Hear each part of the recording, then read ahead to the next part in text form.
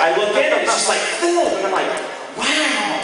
They all came, and then I realized the cork had gone over, and so we ended, and then all full of cork, and left like 3 people.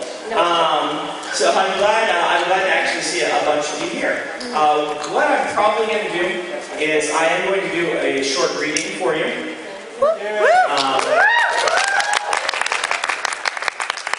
And we will see. I'm going to set my email to downloading here. I asked Harriet if I could read from the Memory of Light, and she hasn't actually gotten back to me yet. But we will see. Oh, Maria just got back. She said it was okay.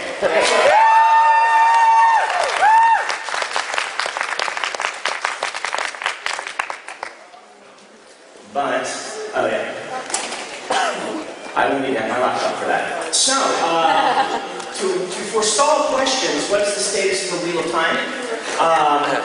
We are on time. Well, okay, we're late, but we're on time enough. We're on time enough that we're going to hit the January 8th deadline. I know a lot of you were hoping for the November deadline. I was hoping to push it up, but we just needed that extra time on this book. There's just so much to make sure we get right.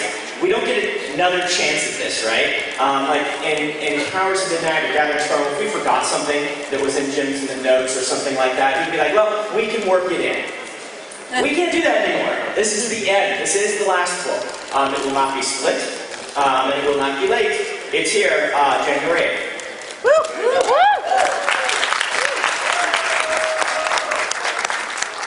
And I was up until 5 a.m. last night revising this. So, thank you. Oh, you're welcome. It's obviously a pleasure. And I do this sort of stuff compulsively anyway, so never feel too terribly guilty that I'm doing this. All right, let's get to it. We'll do this, and then we'll do a Q&A. We'll see. I mean, there's a lot of here, so we may want to do that instead of more readings. But I don't know. We'll see. We'll see how it goes. Fast and free. But this is from The Memory of Light, the final book of the Wheel of Time. The wheel of time turns, and ages come and pass, leaving memories that become legend. Legend fades to myth, and even myth is long forgotten when the age that gave it birth comes again. In one age, called the third age by some, an age yet to come, an age yet long past, a wind rose in the mountains of mist. The wind was not the beginning. There are neither beginnings nor endings to the turning of the wheel of time, but it was a beginning. Eastward the wind blew, descending from lofty mountains and coursing over desolate hills. It passed into the place known as the Westwood, an area that once flourished with pine and leatherleaf. Here the wind found little more than tangled underbrush, thick save an occasional towering oak. Those looked stricken by disease, bark peeling free, branches drooping. Elsewhere needles had fallen from pines, draping the ground in a brown blanket. None of the skeletal branches of the Westwood put forth buds. Northward and eastward the wind blew, across underbrush that crunched and crackled as it shook. It was night, and scrawny foxes picked over the rotting ground, searching in vain for prey or carrion. No spring birds had come to call, and most telling, the howls of wolves had gone silent across the land. The wind blew out of the forest and across Tarrant Ferry, what was left of it. The town had been a fine one by local standards. Dark buildings, tall above their red stone foundations, a cobbled street built at the mouth of the land known as the Three Rivers.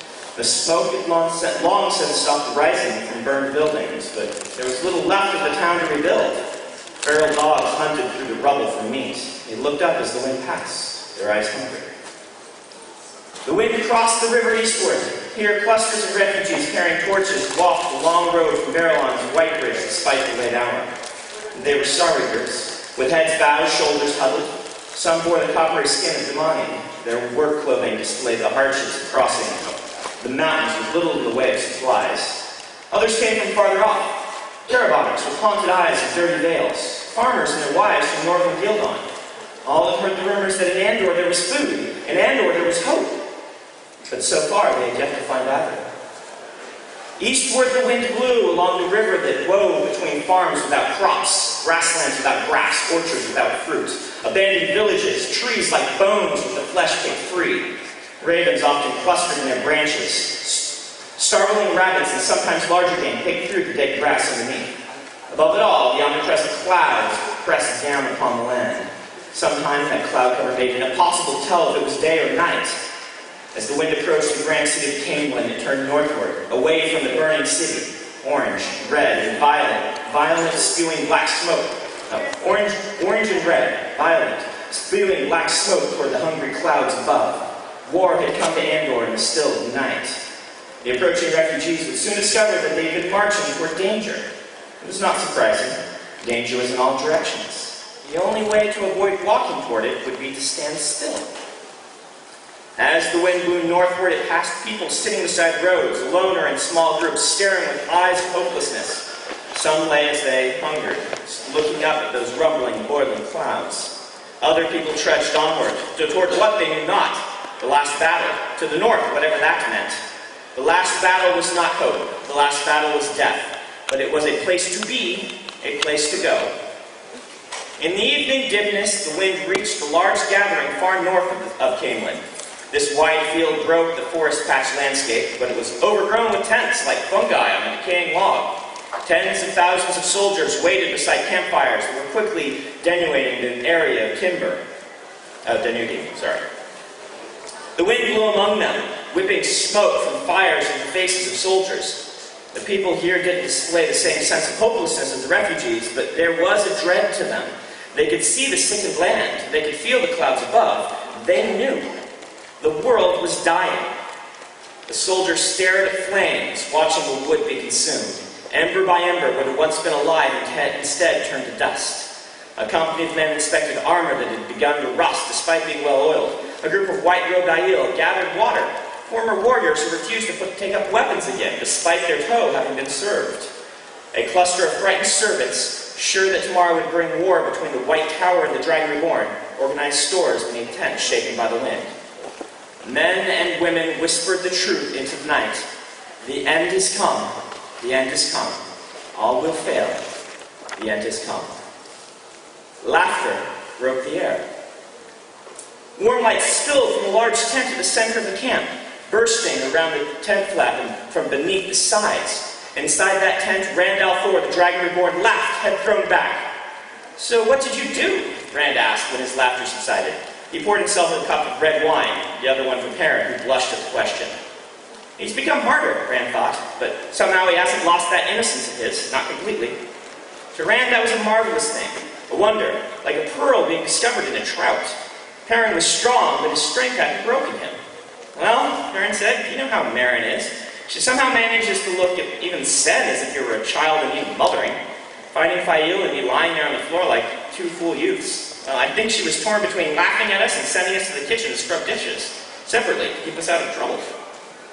Rand smiled, trying to picture it. Perrin, burly, solid. Perrin, so weak he could barely walk. It was an incongruous image. Rand wanted to assume that his friend was exaggerating, but Perrin didn't have dishonest hair on his head. Strange how much a man could change while his core remained exactly the same.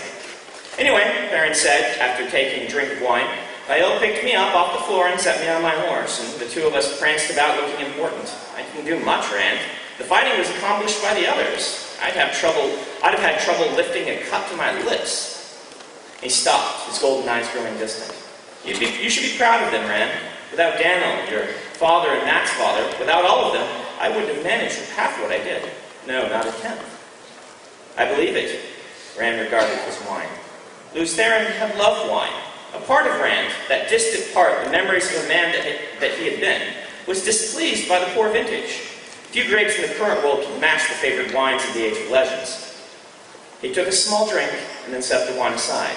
Men still slumbered in another part of the tent, sectioned off with a curtain. Even events in Rand's dreams had awakened him. He had been glad for Perrin's arrival to distract him from what he had seen. All right, we're going to stop there.